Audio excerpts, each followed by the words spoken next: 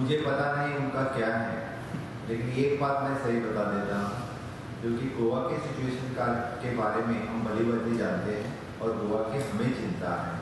तो फिर आज की डेट में भी मैं फिर से कहता हूँ, उन्होंने उनकी कोविड की situation you compare our Covid situation you see, उनका environment condition you see our environment condition, ढेर सारे बात है जिसके बारे में डिस्कस कर सकते हैं, डिबेट कर सकते हैं, मैं उनमें नहीं पढ़ना चाहता हूँ।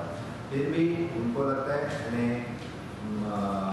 Honourable minister of the Delhi mister Kejriwal ji Delhi है अच्छी तरह से संभाले, गोवा संभालने के लिए मैं और मेरी पूरी कैबिनेट यहाँ पे समर्थ है और अच्छी तरह से under the guidance of honourable prime ministers we are progressing, we are developing, अच्छी तरह से प्रोग्रेस कर रहे हैं। उनमें हर बात उसको दूसरे स्टेट में कुछ ना कुछ तो उनको इंटरफेरेंस रहता है, माइट भी उन्हें पॉलिटिकल इंटरेस्ट रहेगा, कोई किसी को रोक नहीं सकता कहीं जाने के लिए, this is an independent country.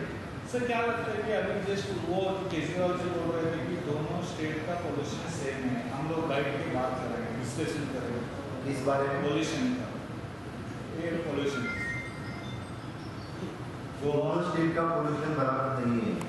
You don't know, I think you go and Delhi and see, आपको पता चलेगा दिल्ली में पोल्यूशन कितना है। इससे पहले मैं ये कहता हूँ कि Delhi is the most polluted state in the country and Goa is the least polluted state in the country. This is the difference.